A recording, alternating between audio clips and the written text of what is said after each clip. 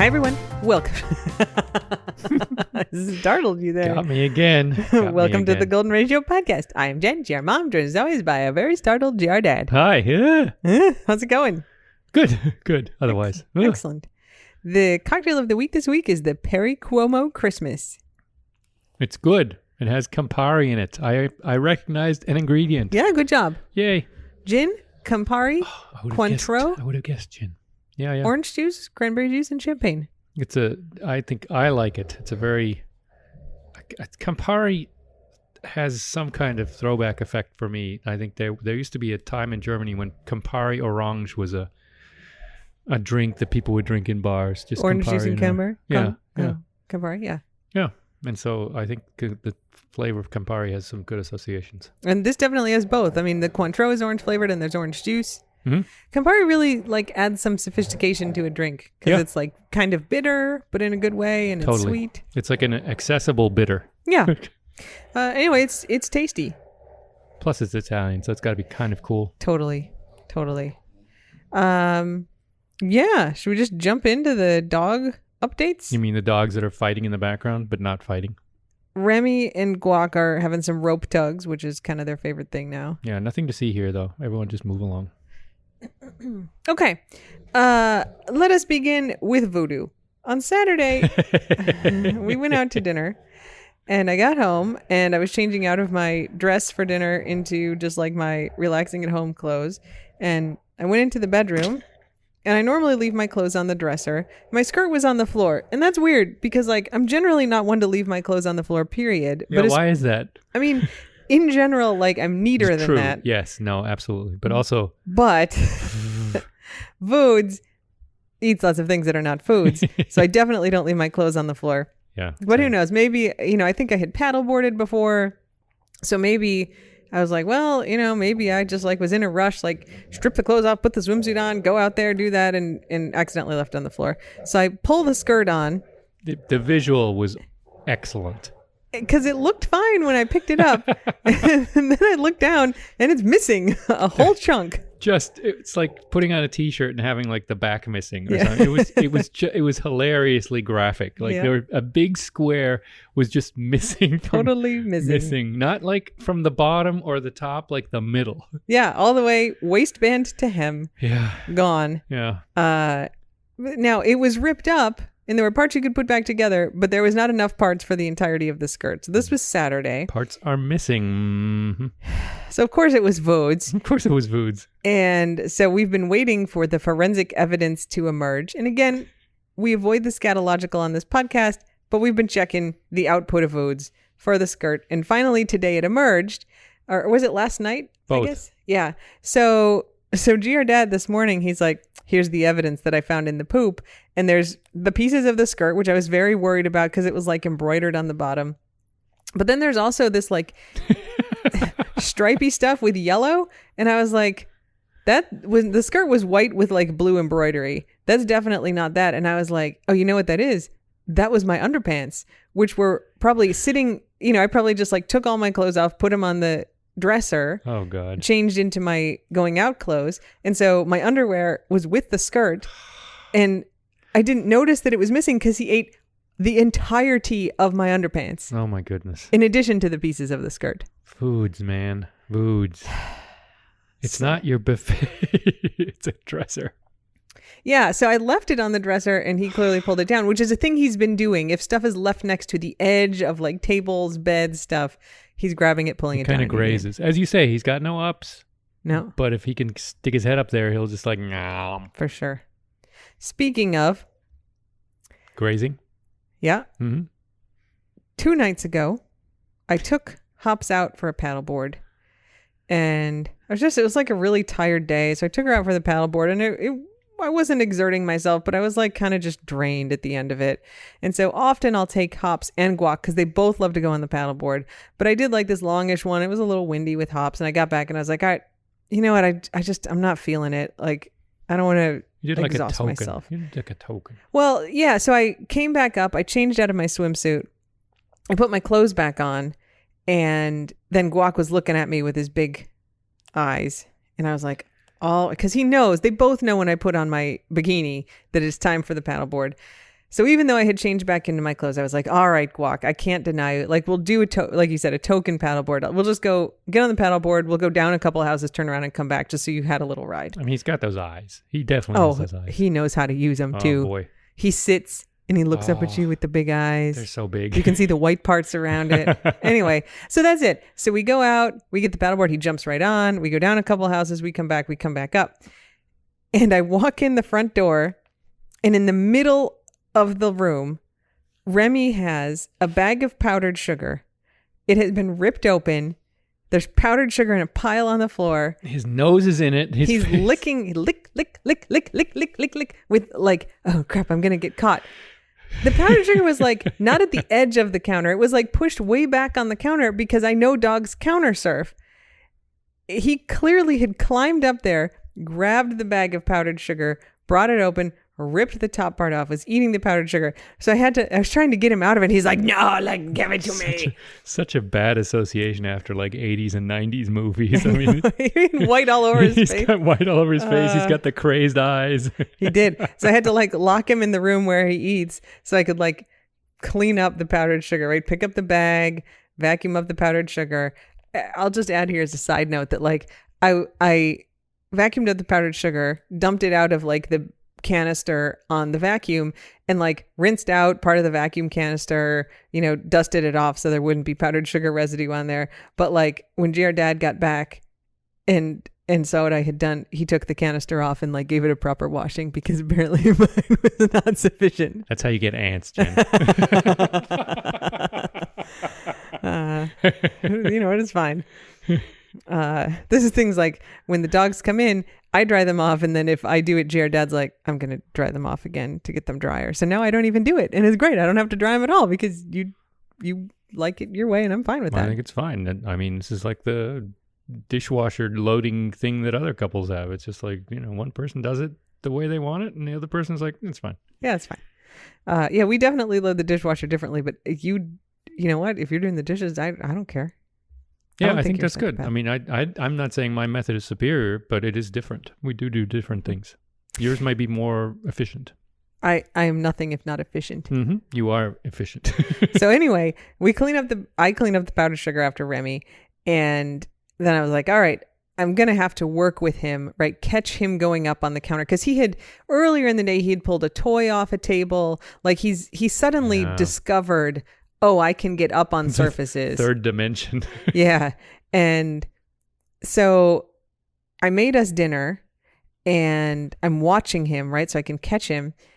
And I mean, literally, like, I looked away for 10 seconds and I look back in the house and he's trotting out of the kitchen with the second bag of powdered sugar in his mouth, right back to the spot where he was eating the first bag.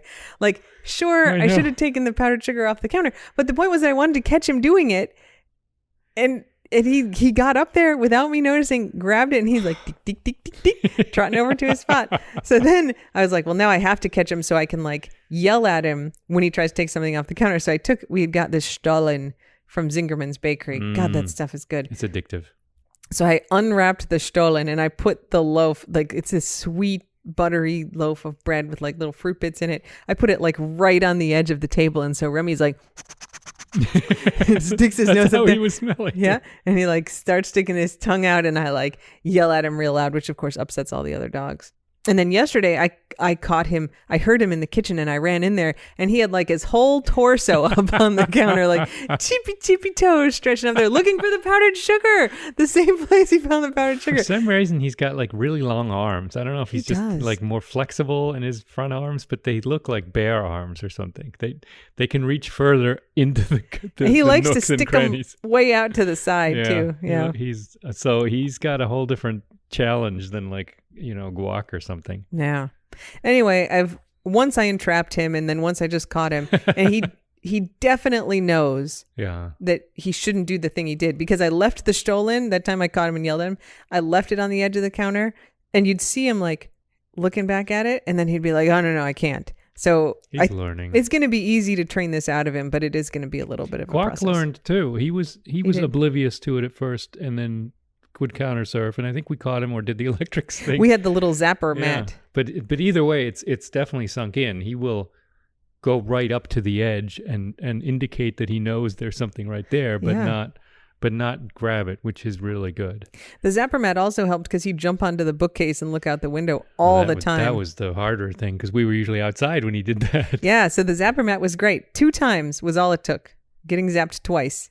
He knows he shouldn't have been up there. Every time we came in, he'd jump down and look all down, guilty. Yeah, but he'd still get up there when we were out. Oh, yeah. And then once he got zapped when we weren't in the house, he was like, oh, okay. I'm not doing that anymore. Then he'd jump on the bed because he could look out that way. Fine. That was okay. That's okay. Yeah. That's all right. Yeah. So anyway, that was Remy's big adventure. And of course, the diabetic dog is the one eating sugar out of the bag. I got to say, I was much more freaked out than you were. I was just like, what happens when a diabetic eats, I don't know, a quarter pound of sugar? It can't be good. And I was like, he's fine. I go. Turns out low sugar is much worse than high blood sugar. And his sugar didn't get that high. No, the insulin really managed it. Yeah. No. So he was fine. He was a little amped up that night, but he was fine. He was. But that could have just been because he got away with something. I know. Twice. For sure. In other dog eating stuff news, the more positive, you talk about the Vink egg. Oh, yeah. This is Vink egg part 2. That's right. Last week, the hard-boiled egg had rolled down that I was going to give to Voods and Remy. And Vink ate it, peel and all. Mm-hmm. Before I even noticed. I only noticed in hindsight. And this time what was I doing? I was taking the egg carton down and it had a raw egg in it. And for some reason it jumped out. I swear it jumped out of the end of the egg carton. I think that happened in Ghostbusters. And the eggs jumped out onto the counter. I think that's what it was. But then they boil on the counter in Ghostbusters. Did not happen here. Oh, that's good. And fell down. And so I was like, Vink, get in here. You get another egg. And she was like... It was the easiest cleanup I've ever had in the kitchen. I really appreciate having a Vink around sometimes. I mean, it really was good. Yeah. So that was good. That's pretty much the complexity of the dog stories this week. Guac has been good. Hops has been good. CB has been good. CB got his stitches out. Was that since this last Saturday? That was since the podcast. Yeah, so he doesn't have to wear his little hat anymore, his snood. Yeah, his ear is supposed to be as strong as before, which wasn't that strong, but it's that's all the goal is. Yeah.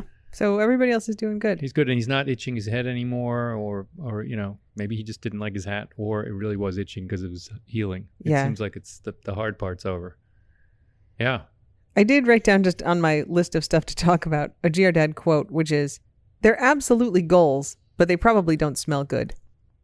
Do you remember saying this? We were talking about pelicans. Pelicans. Oh. They're absolutely gulls, says Inga, but they probably don't smell good. I like pelicans. They're really cool. And they do fly well, and they swim well, and they do a lot of things well. But they're probably nasty birds. It's an insult in Australia to call someone a pelican. Yeah, I'm going to start using that. You pelican. You pelican. In super followers / Patreon news, this week's GR Dad Explains His World episode was GR Dad showing everybody how to make hard-boiled eggs. Which I gotta say, a lot of people were like, oh, some people were like, well, I'm very committed to my method and this is different. Yeah, but I gotta give it to you that those eggs look really good at the end. I lead by saying, and I admit there are many different methods that I'm sure work well. There's heat it up with the water, there's cool it down with the water, there's like my method, boil and then put them in there. So in Germany you have egg boiling machines. You can get those here. Yeah, they steam the eggs. Yeah, they have those here. We had those for our soft boiled eggs for breakfast, which I had all my life. Your mom is real committed to soft eggs at breakfast. Boiled eggs. I don't like soft boiled eggs. Soft, squishy boiled. And I think we've probably told the story, but it's worth quickly repeating that when I was there one time, did your parents listen to the podcast? Now they're watching the videos. Did they listen? Doubtful. That I always feel awful and jet lagged and nauseous for a few days when I go to Europe. And she was like, how do you want your eggs in the morning for breakfast? How do you want your eggs? And I was like, I do not want eggs. I don't want anything. Please don't make me eat anything. And that was not the question. Made me eat eggs anyway. She gave you scrambled eggs because she thought that was like less eggs. I think she had tricked me at some point of being like, well, when you do eat eggs, what's your favorite way to have eggs? And I was like, I like them you're scrambled. In the interrogation chamber. It's and then she's like, here's scrambled eggs for you. When did you stop eating your eggs? I never stopped. It's a trick question.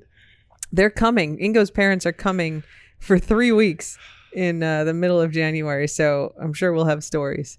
They're not staying with us. Again, I hope they don't listen to this podcast. But I'm pretty sure they don't listen to podcasts. Yeah. I mean, I got nothing bad to say about them coming. I'm glad they're not staying with us. Nobody can really stay with us because we have 6 dogs. My mom, who has stayed with us before, she's like, if I came to the Keys, I wouldn't stay at your house. I'd like to sleep. Yeah, and we're just finding out we're probably going to be having work done at the house. At least one project, probably 2 will be going on at that time. So yeah. it'll be all fun and games anyway. Oh, it's going to be a mess.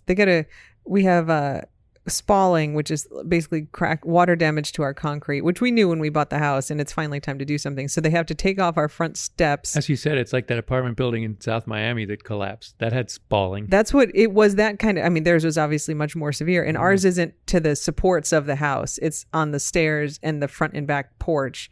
It's nowhere near that serious, but we don't want it to get that serious.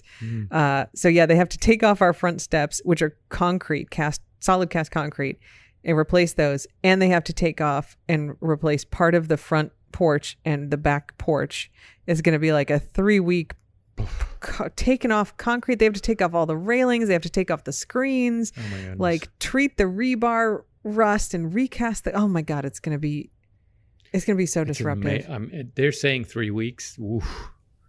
That seems like a lot in 3 weeks. Oh my God. And of course that's totally going to be when they finally start putting the seawall in. It's going to be absolutely, and probably with our luck, they'll be like, "Oh, we're also going to fix your bathroom at the same time. You're not using that for anything." We'll be like, "That was the only space in the house that we could still hide in with our dogs." I don't know if I told you this, but we have a friend from a couple blocks over who has a golden, and they come over and the golden swims sometimes. So I was telling her about all this. She's like, if you need to come, like, we won't be at our house. Oh. So if you want to come stay at our house, she's like, there's fur in it anyway. It would be fine. They have a nice house. They do. Their house is way nicer than our house. That would be a step up. That would be great. Oh God, no kidding. We could be hardship cases and just walk around the neighborhood with our dogs going, please, can we have some more? Oh God, they have like a fire pit under their house, and they have a nice outside bar. Their house is way nicer than ours. It's great for entertaining. Yeah. They're like, yeah, we're just going to stay there for 3 weeks. I don't think they're going to be gone that long. They will if we're there. Yeah, no kidding. Anyway, so that's the dog update. So everybody's doing pretty good. We're recording on Wednesday, so we still have a couple days before we announce the low maintenance dog of the week. Though I got to say, I think Vink is in real contention this week. And, we talked about Brody, who's not being bad, but Vink is lower maintenance than Brody. Brody has his anxiety every night. Where he needs a second dinner. At least a second dinner and once a third. Yeah. And, Vink's only problem has been that she barks a lot, but she's been pretty good recently about the waking up sort of and just starting to bark randomly and getting everyone to bark with her. For sure. Yeah, good job, Vink. The Golden Ratio Wiki has a list of all 3 award winners from every week back to when we started doing this. I mean, it's only been 4 weeks. So we've only had Guac and Hops as low maintenance dog of the week winners in the table. Just back and forth. Guac Hops. Yeah. Not that any of them have been high maintenance, though. Hops is going up to Maryland to get injections in her elbow, which is pretty freaking high maintenance, 20-hour drive. Yeah, that's high maintenance. But she's also had some like soreness and stuff. We've been putting her on a little bit more pain drugs. Yep. No fault Dad, you got to move that mic closer to your mouth. Yeah, I keep having to remind myself that low maintenance dog is not what is it? It's like intention free, or it's not a blame thing. It's just, is the dog requiring more attention? So Hops, even though it's not her fault that she's hurting more, is taking more attention. So she's not low maintenance in that way. So it's not it's not saying that they're a bad dog. It's just that they require more attention this week. Exactly. It's very complicated. Tomorrow, Thursday, December 16th, a banner day in the history of humanity, GR Dad is taking Voods and Hops up to Maryland to go to the orthopedic vet. They're going to go on Monday. Happy birthday. Thanks. Yeah. Hops is going to get we hope, we're taking her up to get PRP, platelet-rich plasma in her elbow, which is the same thing I had injected into my butt. Someday my butt won't hurt, but today is not that day. Not the same plasma. No, it's not my plasma, but it's the same process. But I'm starting to think my butt will always hurt. Maybe you should get some of Hopper's plasma. It might be more magic. Oh, can you imagine? It could totally break it, and then I wouldn't be able to do anything. Anyway. No, it'd be magic. So hopefully that's going to happen with Hops.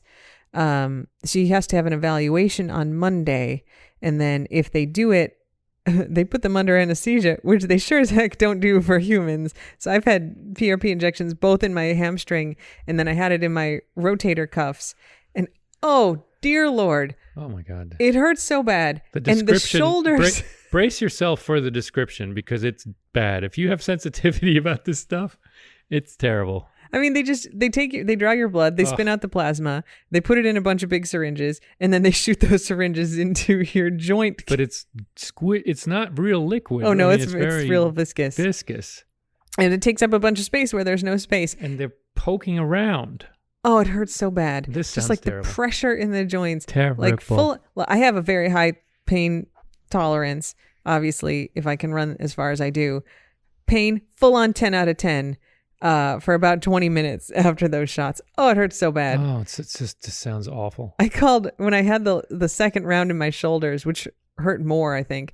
I called Ingo from the car as I was leaving the physical therapist, and I was like, I just need you to talk to me while I deal with how bad this hurts. Oh, it just sounds overwhelmingly painful. Oh, and you can't run away from it, and you can't do anything. Yeah, walk it off. It's just, it sounds terrible. They said a lot of times when men get it, they cry. The women don't. We have unresolved issues, so, we cry sometimes. That's fine. From our bottled up emotions. I think it's okay. Anyway, so, quite kindly, they put the dogs under anesthesia to give them the shots. The pain fades very quickly, half an hour maybe. So they put them under so they don't have to be awake for that discomfort. Plus, they'd probably jerk around or something, right? I can stand still, but they use like an ultrasound to position the needle. They image your joint on the ultrasound, and then they hold the ultrasound there as they stick the needle in, so they get the needle in exactly the right place before they shoot the stuff in. So you can't have a dog moving around, right? I can hold myself still even if it hurts, but she can't. So it would be a separate day. Hopefully Tuesday they would do it. It would be just our luck that they'd be like, well, next Monday. Yeah, what, the 25th or some bogus date like that. I already love those guys. Love them. This is the one where I was crying in frustration trying to get an appointment 6 weeks ago. So anyway, Hops is going up for that, and then Voods is going up to get reevaluated because, as you all know from watching the snaps, he's got no coordination in his back legs, and he still limps a lot, and he doesn't really use the one they did the surgery on, which he totally should be doing. Yeah. We did test that joint to see if there was an infection, and there was not. So we don't really know what's up with it. When I had him in June to get evaluated, they said it was not neurological, like from the seizure meds, though we do notice he's less coordinated when he's on the higher doses. So anyway, they're just going to check him out and see if there's, anything to do or what's going on there. I suspect it kind of is what it is, but it would be good. He's going to get a really thorough workup. And they've got like a gym in this place, like a dog gym with like a big long 20-foot mat. And you walk the dogs along the mat, and it measures how much weight they put on each of their feet. So you can see like, oh, they're not bearing as much weight on this foot, and you don't even have to pay attention to like, can I tell if they're limping? Because it's hard to kind of, if you watch a dog, to see like, oh, they're favoring one leg. So they get all kinds of data. It's really good. So anyway, Dear Dad is going to be up there for whatever, 5-6 days. 5 long days. It'll be without you. I know. We're kind of flipping it around. I was up there for a week without you, and now you're going to be up there. And I got to say, it's a better end of the deal staying here in Tropical Paradise instead of going up there. See, the weather doesn't bother me up there. It just, Yeah, I'm very impacted by the weather. So it's good. You should stay here. Yeah, it's a good.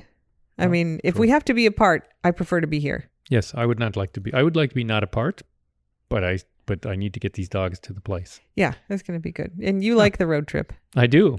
Yeah. And I mean, the good thing is I probably wouldn't be able to fit another dog in the car. So it's good that I'm going to be full of dogs. Guaco Man is like, I can sit like a proper gentleman in the front seat and go. Yes, he would wear a seatbelt, I'm sure. I meant for, any loosely attended / abandoned dogs. If I find a dog by the highway. I was out paddleboarding today with Guac, and my paddleboards have become increasingly social, which is not my intent. But I like stopped and had 2 conversations today on the paddleboard. You are sort of a slow moving target. You can't get away fast enough if someone wants to engage you. Yeah. So there's a couple, 2 women who have bought a house, I think, down here, and they're spending like kind of 6 months here and 6 months up in the Poconos or something. So they've got summers up there and winters down here, and they have a 13-year-old golden who, oh my God, he's like so fuzzy and he's got a big white face, and I just want to steal him. I want to take him home. He's so nice. So he was out there, but I was kind of chatting with them, and I have no idea why I started telling this story. What were we talking about? Me picking up dogs on the way back. Oh yeah, stealing dogs. Saving dogs. Saving dogs. So I was telling them about kind of, because she's like, oh, do you have 2 Goldens? And I was like, lady, we have 6 Goldens. And she's like, 2? Oh my God, how'd you get that many? And so I was telling them about what we did, and they were like, oh, we have a vet like up in the Berkshires, and they have 2 Goldens that they're trying to find a home for because like the owner just died. And I was so close to being like, give them to me. So far away. That's like upstate New York. Can you imagine having 8 dogs? Maybe we could trade them.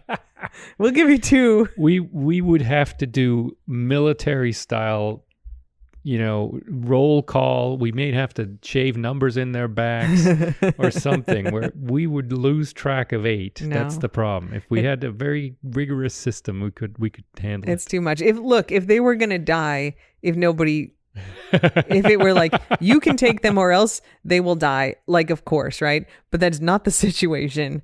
There are absolutely rescue groups up there, that golden retriever rescue groups that will take those dogs and find them a home. The Berkshires, they're going to have richer people than us, like clamoring to take these dogs. Yes, there will be a lovely family who takes both of them, and they're going to have a great life. Yeah, on their like estate. Jeez. But I was like, oh man. I'll take them. Good thing you didn't see any pictures. Oh, I'm so glad we'd have 8 dogs now. I know. We this week we interviewed 2 new dog sitters to like stay overnight here in the Keys, because we had a really good one who I think I'd mentioned. She's a marine biologist. She still is a marine biologist, but she moved up to the mainland, and so it's been fine because like she moved in the middle of the summer, and it's right when we got Remy, and he's like everything's a little too complicated now to just hand off to a dog sitter.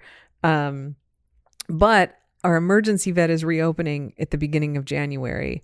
So like if Voods has a seizure, there's no like, oh crap, maybe the dog sitter is just going to have to wait it out or drive him up to Miami. It can be like, if Voods has a seizure, give him these medicines and drive him the 10 minutes to the emergency vet and drop him off, and we'll like let them know. Yeah, do the handoff, right? Yeah, just basically, hospitalize him, keep track of him, and, we authorize whatever it is. So it's going to be much easier. But so anyway, we were interviewing 2 of them, and they're both great. And so we've got a trip booked with one of them, which is like a little weekend. We're going to not be with the dogs. And the other one, we've got on deck, but one of them works at the SPCA down here. And I was like, we could have an inn. If there's any Goldens in the Keys, they can just be like, oh, hey, we don't need to put them in the, just call Jen. Why are you thinking into that way? Because I love them, Ingo. I need to save them all. You're like, they're Pringles. They're not Pringles. They're dogs. And, well, can't eat just one, but still. You can't have more. 6 is, I find myself counting dogs a lot lately. Honestly, like the current configuration is a little bit too much. Mm-hmm. It's getting better. That's why I'm counting them. It's too much. That's not just in terms of volume, but in terms of need. Yeah, no, that's right. Because as I've said before, the Hopper, Venkman, Maggie, Jasmine, Riley, Queso 6-dog configuration was not too much. It was quite easy and manageable. This configuration of 6 it's a little more than we can comfortably handle. With Crackhead over there snorting powdered confectioner's sugar at every stage here. White nose Remy. Oh my God. White Snoop Remy. I mean, when we had those 6 dogs, like you and I were still splitting our time, right? Like you were spending a lot of time with your daughter. I mean, not a ton, right? But right. You definitely weren't at the house all the time. Mm-hmm. And I had no problem taking care of all 6 of them. I didn't feel like it was overwhelming. It was like, yeah, whatever. We give them all dinner. Everything's fine. Yeah. And here, like I'm acutely aware when I was gone, like, man, Like you're taking care of all six. Not that you're not capable, but it's a lot of work. You know, Boots has a seizure and everything has to revolve around Boots for a while. It's and then everything else is still going on, right? Yeah. So yeah, no, we say it lightly, but they all have special needs. Yeah, they sure do. They're a special bunch. Yeah. So anyway, yeah, no, I'm not volunteering to take any more. If the rescue group says take some more, I'm going to be like, screw you guys. I told you to put Remy someplace else. I love how you always hedge this kind of stuff with like, well, if nobody else would take them, I'm sorry. So Ingo, I'd drive up to the Berkshire. Someone says to you, send you a picture of these two dogs, which I haven't seen. Oh, don't. And they're no. They're in a kill shelter and they're going to get put down on Friday unless you're willing to take them. Of course. It's what I'm saying. That's all I'm saying. Of course. No, of course. I'm just hoping that's not going to happen. No, me too. But yes, you can't say no to that. I think I maybe mentioned this once before that I was like, many years ago, had read some article about like people and kids having kids, and that there was some woman that the author had talked to, and she said, if more show up, they're welcome to stay, but we're not out looking for them. Kids? Yeah. I think they had like 5 kids. And she was basically like, look, if another one comes along, okay, but we're really not, like, that's not the plan. We're not out looking We're not going to turn them away, but that's sort of how I feel. Yeah, it makes a lot more sense when applied to the dogs than the kids, but there you go. Yeah. All right. Hang on a second here. We're going to move out of dog news. Okay, so the one kind of piece of administrative business. Yeah, you should have started with this. That's always administrative time, Jen. Sorry, I know. I'm so kidding. You're apologizing to me or the fans? It's ridiculous. I will not do that anymore.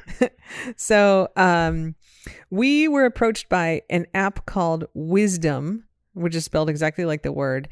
And it's kind of like Clubhouse, which you may have heard of. It's like kind of like you do live radio shows on the platform. So like we're on there now and we have an account and you can like go live and like you can talk to people on it, kind of like a call-in show. Like we can have a conversation. So it's kind of like a live podcast, but then other people can participate in it. And so they asked us to try it out and like do a thing on there. So we're going to do that.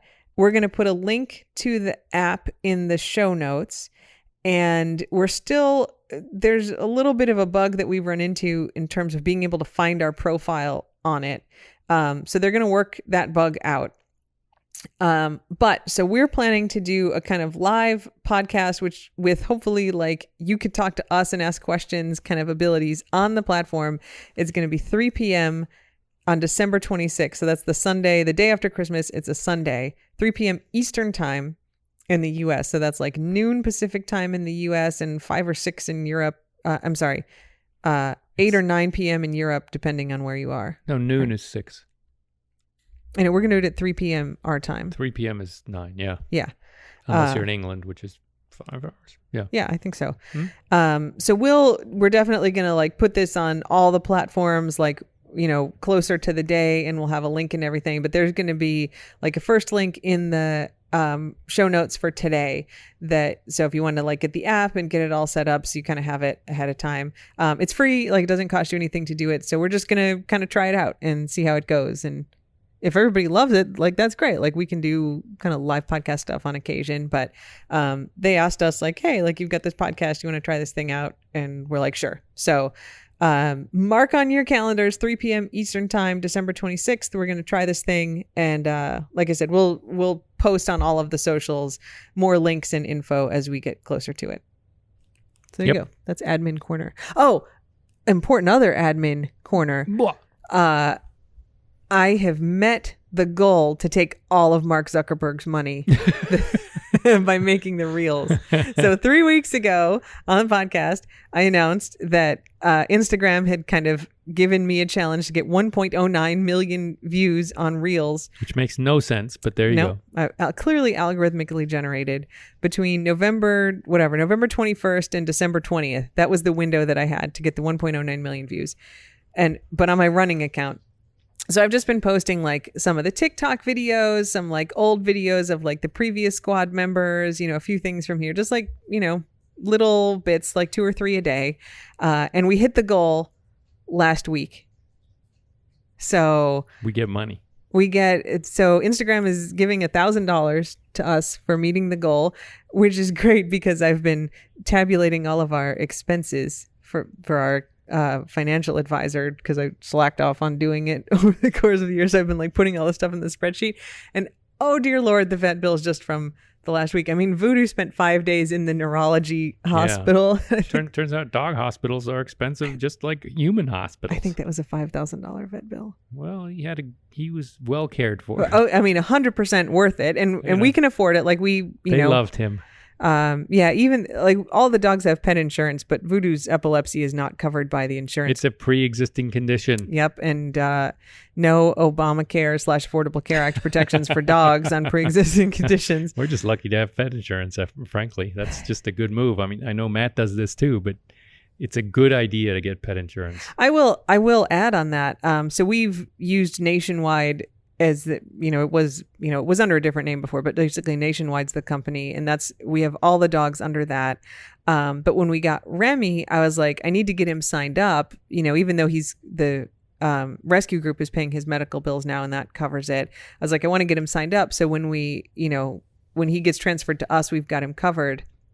And Nationwide wouldn't take him because he's diabetic, but Trupanion did. So I think they don't cover his diabetes related expenses, but they still covered him, and they will cover dogs with any pre-existing conditions where he was just diabetes. I think for most of the other ones just rules you out. So, I mean, go Trupanion. Yeah. I haven't submitted any claims with them yet because we're not paying for Remy's bills, but we've got him on there. But I thought that was pretty awesome, and their customer service has been great. Though I have to say, like Nationwide, who we have all the other dogs with, like, occasionally, like, I'll bicker with them about paying a bill, but generally, it's been good and easy, and, I think they've been reasonable about stuff. So, in any case, yeah, so we have pet insurance for them, which is so important. Hopper's, I was just looking at all of Hopper's bills together for the amputation. And he had like surgery beforehand, right? Or like a procedure on the other leg, then Hopper, the amputation. And, I was going through. So Hopper's bill when we were in Maryland and she was at the emergency vet. I mean, she was hospitalized in the intensive care unit at that emergency vet for I think 3 days for the other leg where she had that infection. That vet bill was like $8,500. It was so expensive, and I mean they paid us like $7,700. Oh, that's great. Yeah. I was just I didn't remember because it was like there was so much going on, but yeah, they paid almost all of that bill. Which is great.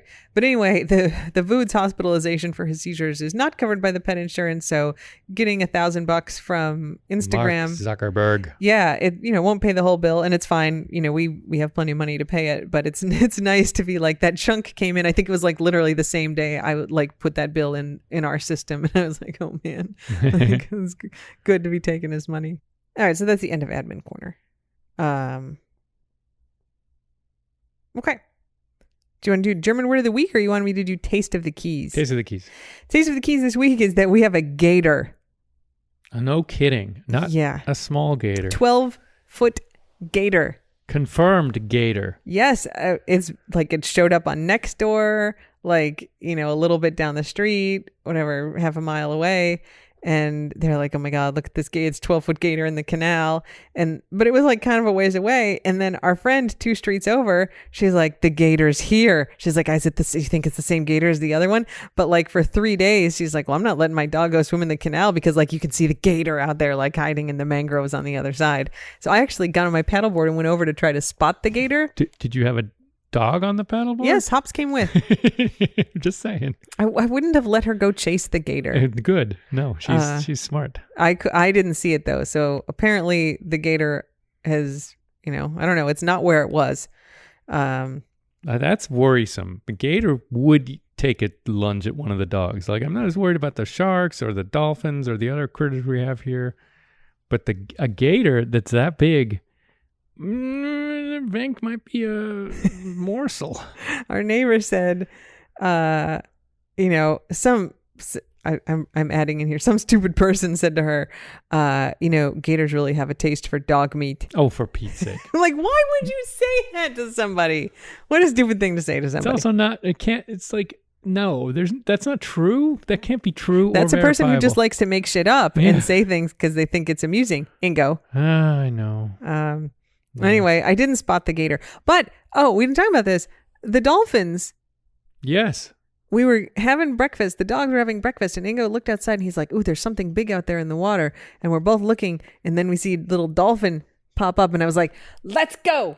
I think you literally jumped off the porch down to the. You were so fast down there. Oh my god, the opportunity to like hang out in the water with dolphins, like people go on vacation and pay money to do that. And then I actually managed to put Hopper in my kayak and go out and join you. You were on the paddleboard and I grabbed Hopper and put her in the kayak. I was like, Ingo, come on, let's go. Yeah. And I like run out there and I'm like, way away. And finally Ingo comes paddling out. You've already established a relationship with the dolphin and I'm like, hey guys, where is a party? You probably like changed clothes, found some flip-flops, picked up Hops. I really had to go to the bathroom. And then I was like, oh, Hops, you probably have to really go to the bathroom too, because I always imagine that the dogs are exactly like me. And so I was like, Hops, you have to go out. And then I was like, Hops, why don't you just jump in the kayak with me? Fine. Yeah, that's fair. I mean, it was not efficient, but I am so glad that we caught the dolphin as well as you did. You did you got plenty of interaction time with the dolphins. They're all really curious about the paddleboard and the kayak and kind of swim up. And I posted some snaps, right, where the dolphin kind of swims under the nose of the kayak. You didn't even see it. And I'm like watching this dolphin like do a little spin as it goes past you. Dolphin's like on its back looking up at the kayak. I was like, is that a hopper you got there? Nice, interesting. You had a much harder time spotting it than me. You kept going like, I think it's over there. I'm like, literally, dude, it's that hump of water moving around you're 90 degrees away. 6 feet above me, right? I'm at water level looking out. You're looking up down from standing up. I mean, literally, like the fin was sticking out some of the time. I had Hops in front of me. I was worried about Hops. Yeah, that's fair. Anyway, you got some good interaction time with the dolphin. Dolphins are big enough to be slightly worrisome. They're very good at what they do. I don't want a pissed off dolphin around me. They obviously they're known for being gentle, friendly, curious, and all those things, but there's got to be a dolphin that has like a bad day one day.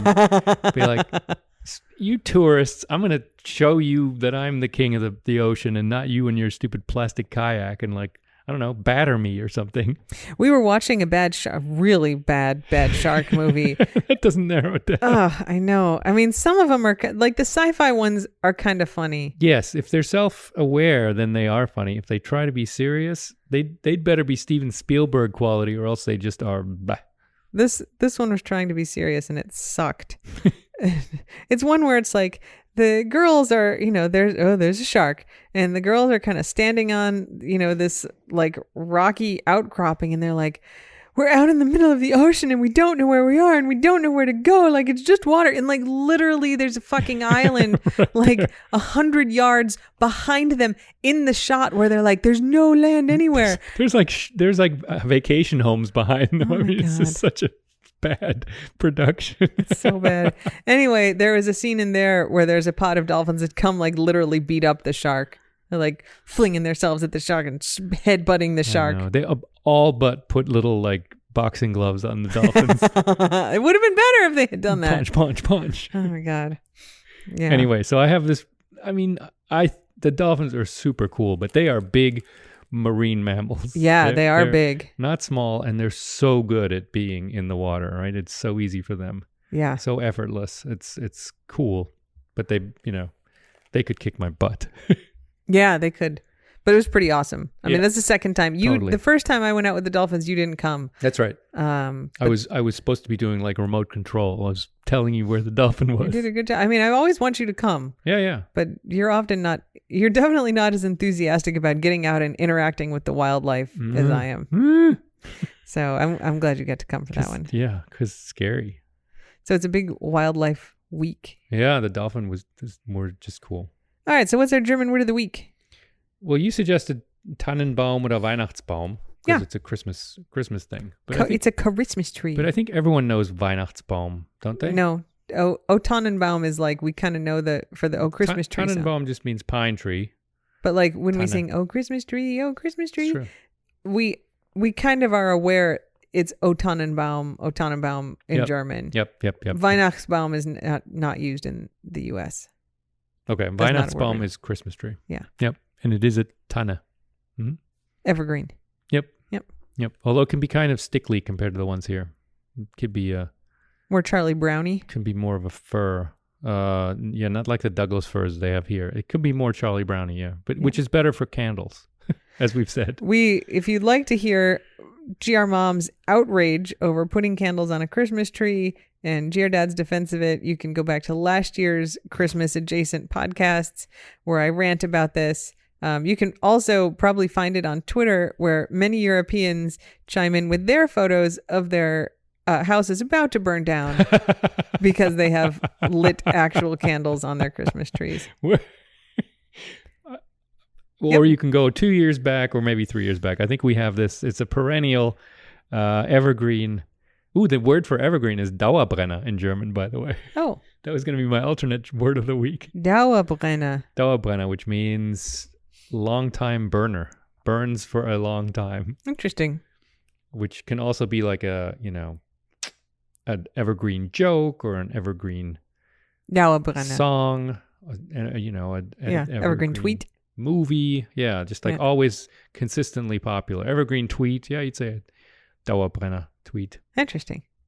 Well, this year we got a Christmas tree. I like Christmas just fine. I find if you're in dark northern climes, Christmas is a lovely way to distract yourself from how miserable it is to be living in the winter. And so it's like, okay, let's bring a tree in the house and like light shit up and decorate so it feels festive, even though everything sucks right now. And so since we started coming down to the Keys for Christmas, which like we first did in 2017, I have had very little appetite for traditional Christmas stuff. Like presents, yes. I'll make some cookies and stuff, but like I don't want to put like pine trees in my house. There's no pine. I mean, we have a pine tree in our yard, but this is not a pine tree place. We don't have a fire. I mean, we don't even have a heater, no, let alone a fireplace. I don't want to hang up a stocking. We don't wear socks. Like, yeah. And so we don't wear socks. That's a good point. So last year we bought like a Home Depot outdoor palm tree with lights on it, which was like fine. It was like a little cheesy, but it was fine to have out there. And I've been like trying to be like, what is a kind of tropical Christmas tree thing that I could have like in the house, like a tree you'd put presents under or whatever. And I spent a lot of time on Pinterest, and there's like people who live in whatever, like Cape Cod, right? And they do a kind of coastal Christmas tree, so they decorate it in like blue and white and turquoise with like shells and stuff. But like I don't want to take a freaking alpine tree and bring it and corrupt my tropical paradise. Now I have always grown up with like, we would go cut our trees down, right? Live trees, fresh trees. I've never had an artificial tree, and strongly resisted it, but I was like, I can find nothing. And so I was like tooling around on Amazon to just see like, is there a thing I want to put up? And I found this amazing Christmas tree. So it's 5 feet tall. It's about 8 inches wide. It's very conical. It's made entirely out of turquoise tinsel. Not comical, conical. Like a cone. It's very skinny. When I was a kid, when we would go pick out our Christmas tree on the Christmas tree farm, my dad would always, I think jokingly, maybe seriously, point to these really skinny trees, and we called them scuds. Scuds, like after Scud missiles, because I think it was like around Gulf War time. Oh, yes, right. Course. I mean, I was a little kid, but that's a good sense of humor. All like the talk of the Scud missiles. So we're like, oh, it's that tree's a real Scud, which is actually the first thing I thought when I saw this tree on Amazon. I looked at it, I was like, ooh, that tree's a real Scud. But it's amazing. So it's just tinsel. And doesn't really look like a pine tree, but it's a cone, turquoise tinsel, and like these little round turquoise things. And I bought like these like Firefly fairy lights, the ones with the like really skinny wire and the tiny lights, and they're LEDs, and they change color, so you can set them to be any color. But we have them like fading into rainbow, all colors, one color to the next. They turn red, which is so cool. And it's not like flashy or blinky, right? It's just like a really smooth Roy G. Biv transition. Yep. And then I bought a box of starfish ornaments and hung them on there. So it's like a really perfect it first matches everything in the house because it's turquoise like everything in the house. Yeah. It's tropical, it's coastal, it's like kind of funky Key West.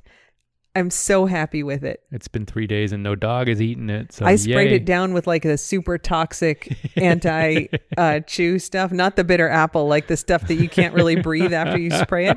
Because Voods looked real interested in that tree. So he was looking at it for about 5 minutes, just standing there looking at it. Yeah, it's protected now.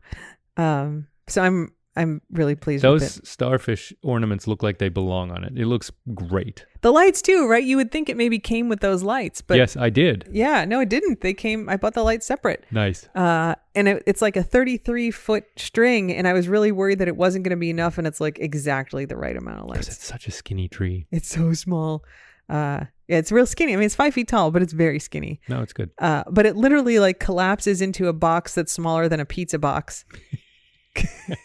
It's like 3 posts and then the whole cone just collapses down into like a little ring. There are umbrellas that are bigger than this tree.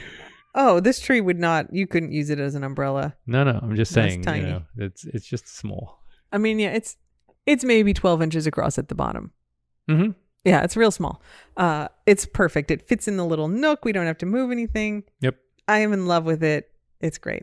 Yeah, it's like an homage or a nod to the concept of Christmas without trying to be northern and pretend there's snow or something. Yeah. It's like yesterday we were in Key West for dinner. We were walking around while we waited for our table, and we found a house that's decorated in like pink LEDs with some pink icicles, and then they have 2 winged unicorns in their trees. Big, that's good. Kind of life-size winged unicorns. I guess Pegasies don't have horns though. The winged unicorns. I think it was a unicorn. It definitely was a unicorn. It had a horn, but Unicorns regular fly? Unicorns don't have wings. Well, maybe they fucking do. I don't know. They can do whatever they want. Yeah, that's true. They can. Anyway, they had 2 of those silver unicorns and then pink lights, moving lights, flashing lights, icicles. It's a nod. It was its own thing. Yeah. But it wasn't like amazing. trying to be a Austrian village. Exactly. Yeah. No, I mean, there's a few of those too. I don't know how fine. Australians do it, but I think when I lived there were still a lot of sort of British imported Christmas, right? Mm-hmm. So you still had some of the traditions, but it's really hot. One of my friends in South Africa said that. She's like, yeah, like Christmas, like we do all of the kind of northern stuff, but like you're in the pool and it's like 90 degrees and like you don't want turkey and stuffing and mashed potatoes and like all this heavy stuff. I mean, it's kind of like LA has that Christmas problem too. I think they buy into it more, but it's doesn't fit seasonally. Yeah. Well, anyway, I feel like this really balances like my emotions and the place that we're in and rejecting the cold of the north. Yes. I'm happy with it. We don't need the cold. We just need the love. We just need the love. So hopefully you'll be home by Christmas. But whatever. If we do Christmas late, it's fine. Dude. What? If they're not ready to take hops or boods by Christmas, I'm coming home for Christmas. I'll go back up. Oh my God. Whatever. If they're not ready to do it, then they're going to be like, well, we'll have to schedule and it will be another February. 6. It'll be February. I know. Then it's worth coming back here. Oh my God. All right. Well, I think that's it for this week. Wish GR Dad safe travels up to Maryland. And until next week, don't bite anyone unless they ask you to. Yeah, don't bite anyone. Bye. Bye.